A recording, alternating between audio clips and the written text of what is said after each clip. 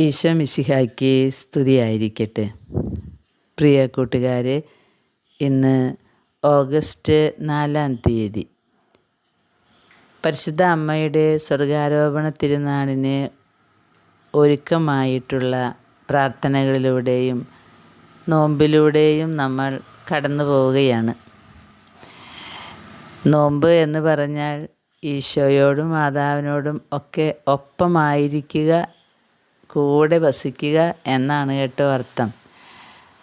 നമ്മൾ ഭൗതികമായ കുറച്ച് പദാർത്ഥങ്ങൾ ഉപേക്ഷിക്കുന്നത് അതിൻ്റെ ഒരു ആന്തരിക അർത്ഥത്തിലായിരിക്കണം എന്ന് മാത്രം. ഈശോയോടൊപ്പമായിരിക്കുക, പരിശുദ്ധ അമ്മയോടൊപ്പമായിരിക്കുക, സ്വർഗത്തോടൊപ്പമായിരിക്കുക.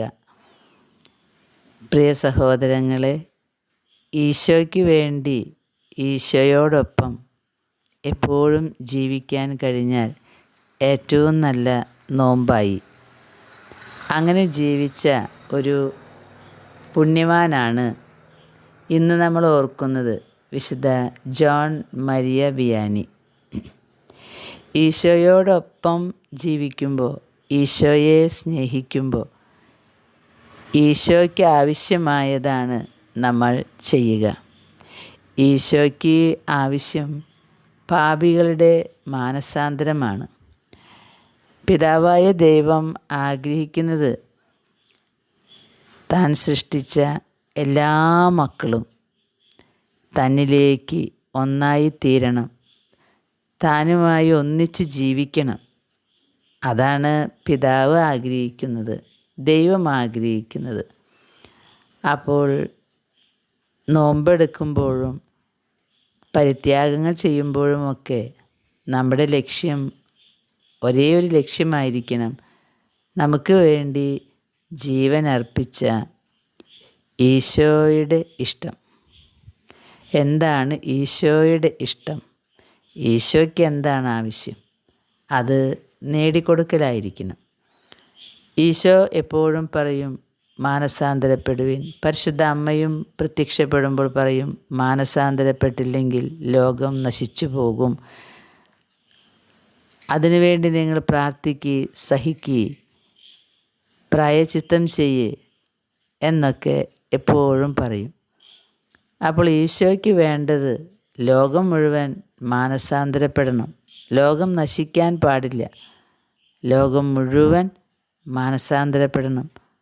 പാപികൾ പാപമാർഗം വിട്ടുപേക്ഷിക്കണം. ദൈവത്തെ സ്നേഹിക്കാത്തവർ എളിമയോടെ ദൈവത്തെ സ്നേഹിക്കണം. ചെയ്തു പോയ തെറ്റിനെക്കുറിച്ച് അനുതപിക്കണം. ദൈവമേ, ഞാൻ എൻ്റെ ഈശോയെ വേദനിപ്പിച്ചല്ലോ എന്ന്. അതുപോലെ കഠിന പാപികൾ മാനസാന്തരപ്പെടണം. അതാണ് സ്വർഗത്തിന് ഏറ്റവും ഇഷ്ടമെന്നാണ് പറയുന്നത്. പ്രിയ സഹോദരങ്ങളെ, വിശുദ്ധ ജോൺ മരിയ വിയാനി അതിനു വേണ്ടി ശ്രമിച്ച ഒരു വിശുദ്ധനാണ്. ജനിച്ചിട്ട് കർഷകരായ മാതാപിതാക്കളിൽ നിന്ന് ജനിച്ച ഈ ജോൺ മരിയ വിയാനിക്ക് പഠിക്കാനുള്ള ബുദ്ധി ഉണ്ടായിരുന്നില്ല. കാരണം ഓർമ്മശക്തി ഉണ്ടായിരുന്നില്ല എന്ന് തോന്നുന്നു. ലത്തീൻ ഭാഷ തീരെ തലയിൽ കയറിയിട്ടില്ല. അന്നൊക്കെ സൈനിക സേവനത്തിന് പോകണം നിർബന്ധമായിട്ടും ചെറുപ്പക്കാർ. അങ്ങനെ ജോൺ മരിയ വിയാനി കുടുംബാവകാശം മുഴുവൻ സഹോദരന് വിട്ടുകൊടുത്ത് ജോണിന് പകരം ഈ സഹോദരനായ ഫ്രാൻസിസാണ് സൈനിക സേവനം നിർവഹിച്ചത്. പിന്നെ ജോൺ മരിയ വിയാനി സെമിനാരിയിലാണ് ചേർന്നത്. പക്ഷേ പഠിക്കാൻ തീരെ മോശമായിരുന്നു. അപ്പോൾ റെക്ടർ പറഞ്ഞു, പഠനം ശരിയല്ല എന്ന്.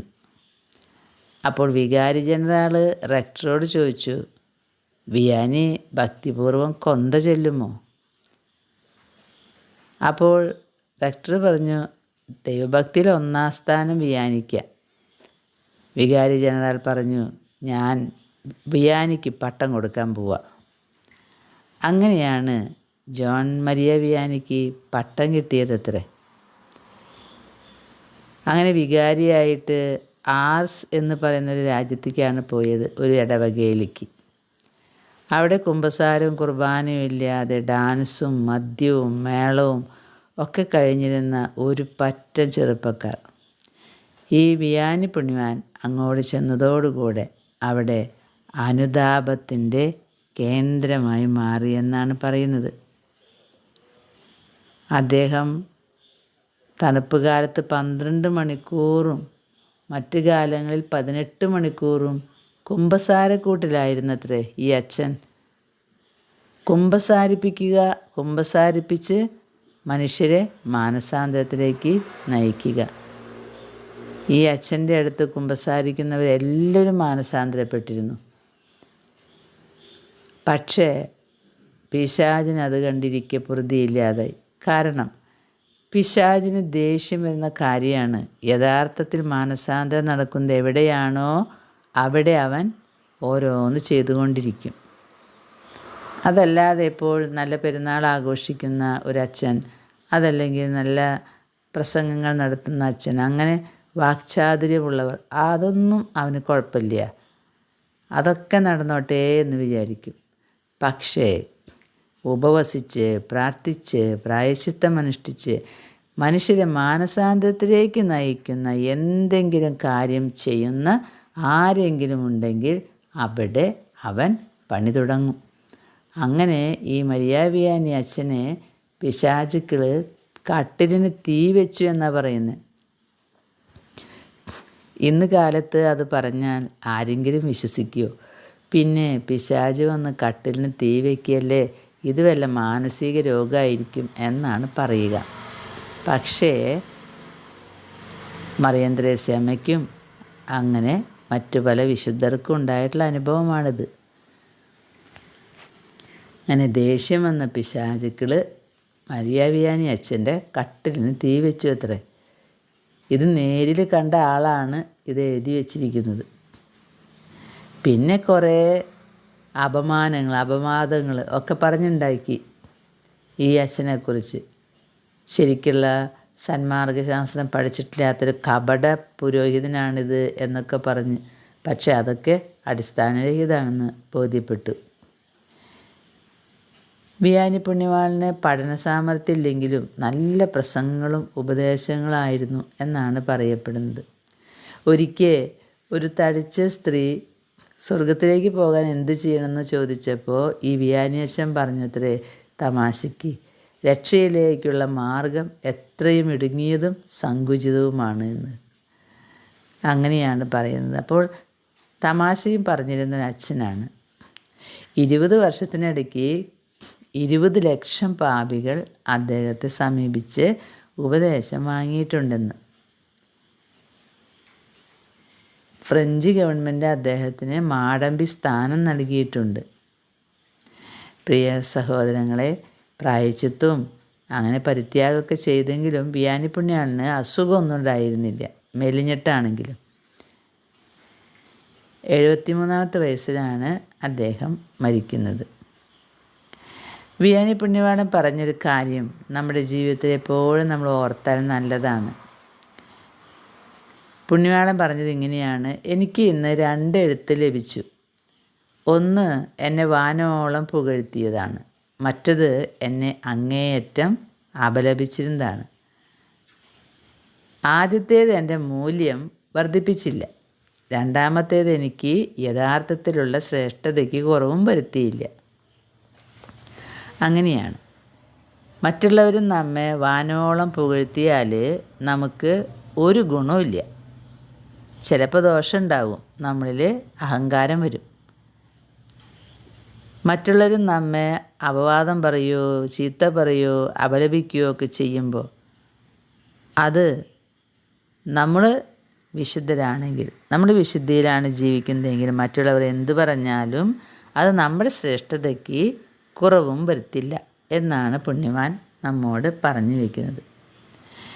പ്രിയ കൂട്ടുകാരെ, ഇന്ന് നമുക്കെല്ലാവർക്കും നമ്മുടെ ഇടവക വികാരി അച്ഛന്മാരെ ഓർക്കാം. ഇന്നത്തെ കുർബാനയിൽ പ്രത്യേകമായും എന്നും അവർക്ക് വേണ്ടി പ്രാർത്ഥിക്കണം. അവർക്ക് വേണ്ടി പ്രാർത്ഥിക്കാൻ ഒരിക്കലും മറക്കരുത്. നമ്മൾ ജപമാല, ചങ്ങല തുടങ്ങിയിട്ടുള്ള കാര്യം മറക്കല്ലേ. എന്നും ഏത് മണിക്കൂറിലാണോ നമ്മൾ പുരോഹിതന്മാർക്കും സമർപ്പിതർക്കും വേണ്ടി ഏറ്റെടുത്തിരിക്കുന്നത്, ആ സമയത്ത് നമ്മൾ പ്രാർത്ഥിക്കണം. ഇന്ന് പ്രത്യേകിച്ച് നമ്മുടെ വികാരിയച്ഛന്മാർക്കും കൊച്ചച്ഛന്മാർക്കും ഒക്കെ വേണ്ടി പ്രാർത്ഥിക്കണേ. ജോൺ മരിയ വിയാനി പുണ്യവാൻ്റെ പ്രത്യേക മാധ്യസ്ഥം നമുക്ക് യാചിക്കാം ഇടവക പുരോഹിതർക്ക് വേണ്ടി. അതുപോലെ പാപികളുടെ മാനസാന്തരമാണ് ഈശോ ആഗ്രഹിക്കുന്നത് എന്ന വലിയ സത്യം നമ്മുടെ മനസ്സിൽ എപ്പോഴും ഉണ്ടാകട്ടെ. ക്രൂരമായ കൊലപാതകം ചെയ്തവരെ കുറിച്ചൊക്കെ കേൾക്കുമ്പോൾ നമുക്ക് പോയി കുമ്പസാരിപ്പിക്കാൻ പറ്റില്ലല്ലോ. പുരോഹിതന്മാർക്കല്ലേ കുമ്പസാരിപ്പിക്കാൻ പറ്റുക. നമ്മളപ്പോൾ നമ്മുടെ വീടുകളിലിരുന്ന് കഠിന പാപികൾക്ക് വേണ്ടി വിശുദ്ധ കൊച്ചുത്രേസ്യ ചെയ്തതുപോലെ, അൽഫോൻസമ്മ ചെയ്തതുപോലെ സഹനം ഏറ്റെടുത്ത് അവരുടെ മാനസാന്തരത്തിന് വേണ്ടി പ്രാർത്ഥിക്കണം. അവരുടെ അടുത്ത് നല്ല കുമ്പസാരക്കാരൻ വേഗം എത്താൻ നമ്മൾ പ്രാർത്ഥിക്കണം. കാരണം ഈശോയ്ക്കും മാതാവിനും വേണ്ടത് മാനസാന്തരപ്പെടുന്ന പാപികളെയാണ്. സ്വർഗാരോപണ തിരുനാളിന് വേണ്ടി ഒരുങ്ങുന്ന ഈ ദിവസങ്ങളിൽ നമുക്ക് പരിശുദ്ധ അമ്മയുടെ ആവശ്യങ്ങൾ ശ്രദ്ധിക്കാം. അമ്മ പ്രത്യക്ഷപ്പെട്ടത് സ്ഥലങ്ങളിലെല്ലാം പറയുന്നത് മാനസാന്തരപ്പെടണം, അല്ലെങ്കിൽ എൻ്റെ പുത്രൻ്റെ കോപം നിങ്ങളുടെ മേൽ പതിക്കും, അത് മാറ്റി നിർത്താൻ എന്നെക്കൊണ്ടാവില്ല. പ്രിയ കൂട്ടുകാരെ, നമുക്ക് സ്വർഗാരോപണ തിരുനാളിന് ഒരുങ്ങുമ്പോൾ ഈ പുണ്യവാൻ്റെ ജീവിതശൈലി ഒന്ന് ശ്രദ്ധിക്കാം. വലിയ പഠനങ്ങളും വലിയ തത്വങ്ങളൊന്നും പഠിച്ചില്ലെങ്കിലും വളരെ സിമ്പിളായിട്ട് എളിമയോടെ ശുശ്രൂഷ ചെയ്ത ഈ പുണ്യവാൻ മാടമ്പി സ്ഥാനത്തിന് അർഹനായി. യേശുവിൻ്റെ അടുത്ത് ഏറ്റവും വലിയവനായി തീർന്നു. കാരണം ആത്മാക്കളെ നേടാൻ കഷ്ടപ്പെട്ടിരുന്നു. ആത്മാക്കളെ നേടിക്കൊടുക്കുക എന്നതാണ് നമ്മുടെ ജീവിതത്തിൻ്റെ ലക്ഷ്യം എന്ന് നമ്മൾ മറക്കരുത്. നമ്മുടെ ആത്മാവിനെ നമ്മൾ രക്ഷപ്പെടുത്തണം. സ്വയം മറ്റുള്ളവരുടെ ആത്മാക്കളെയും നമ്മൾ ഈശോയിലേക്ക് എത്തിക്കണം. നമുക്ക് ഈ പുണ്യവാൻ്റെ ജീവിതം ഓർക്കാം. വളരെ ലളിതമായിട്ട് പ്രായശ്ചിത്തം ചെയ്ത് നമ്മുടെ അനുദിന ജീവിതത്തിലെ കുരിശെടുത്ത് നമുക്ക് അതെല്ലാം പാപികളുടെ മാനസാന്തരത്തിന് വേണ്ടി, ആത്മാക്കളുടെ രക്ഷയ്ക്ക് വേണ്ടി കാഴ്ചവെക്കാം. ദൈവം നമ്മെ അനുഗ്രഹിക്കട്ടെ.